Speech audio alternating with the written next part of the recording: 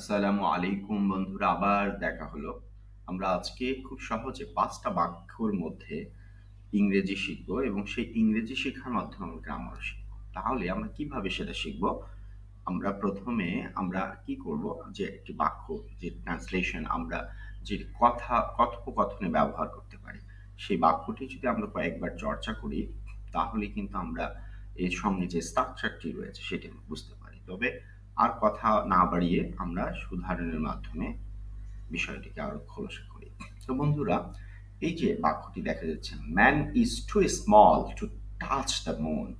যদি এর অর্থ করি, মানুষ এতই ছোট যে চাঁদ স্পর্শ করতে পারে না। তা বাক্যটা আবার পড়ি, "man is too small to touch the moon."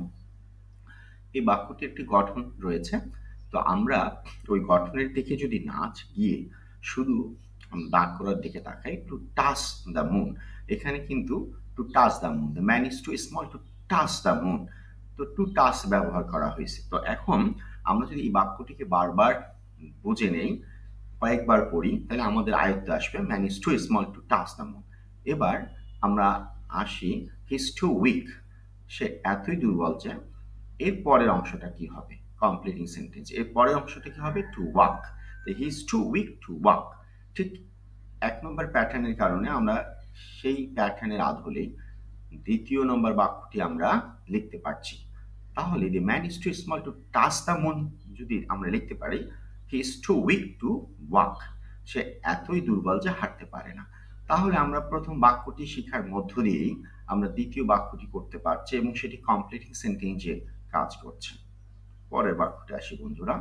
He talks as if he became a leader। তার কথাবার্তা নেতার মতো হয়ে গেছে। তো he talk as if he became a leader। তাহলে পরের অংশে কিন্তু আমরা past tense ইউজ করেছি বন্ধুরা। He talks as if he became a leader। তাহলে আমরা যদি এই বাক্যটি পরের বাক্যটি বলি, boy wiles me as if I was a fool। বালকটি আমাকে তেল দিচ্ছে যেন আমি বোকা হয়ে গেছি। The boy wiles me as if I was a fool।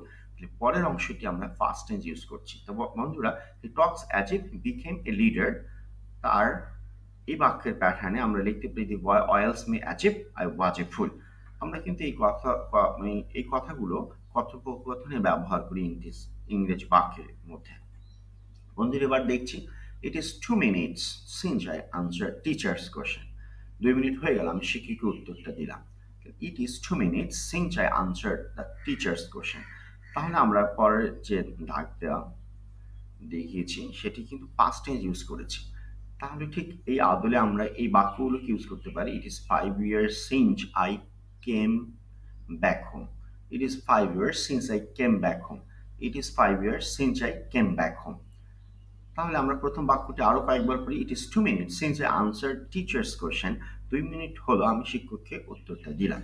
It is 2 minutes since I answered the teacher's question। তাহলে since এর পরে আমরা past পারফেক্ট ইউজ করব।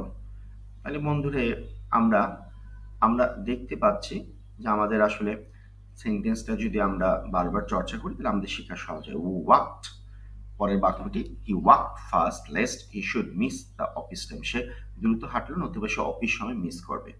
তো এই বাক্যটা আরেকবার পড়ি, he walk fast lest he should miss the office time.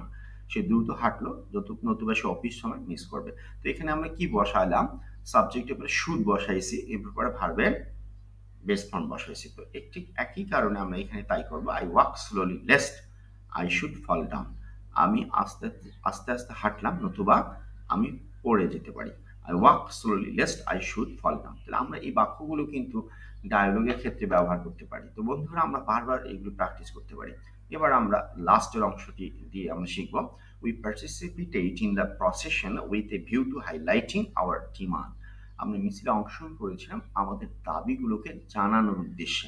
তাহলে উইথ এ ভিউ টু পর আমরা যে ভার্বটা নিলাম সেটির সাথে আইএনজি যোগ করছি। এটি আমরা যদি আরো বলি, we participated in the procession with a view to highlighting our demand. তাহলে উইথ এ ভিউ টু পর ভার্বের সঙ্গে আইএনজি যোগ করেছি।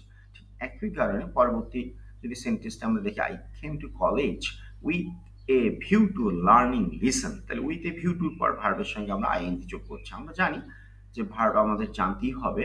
তাহলে আমরা এই ৫টি সেন্টেন্স জানার পর আমরা আসলে এই ৫টি কমপ্লিটিং সেন্টেন্স আমরা শিখতে পারি। শুধু কমপ্লেনিং সেন্টেন্স না, এর সঙ্গে রাইট ফর্ম ভার্ব জড়িত। তো বন্ধুরা, এতক্ষণ ধৈর্য ধরে আমার এই কথাগুলো শোনার জন্য আপনাদের ধন্যবাদ। ভালো থেকো, আবার দেখা হবে।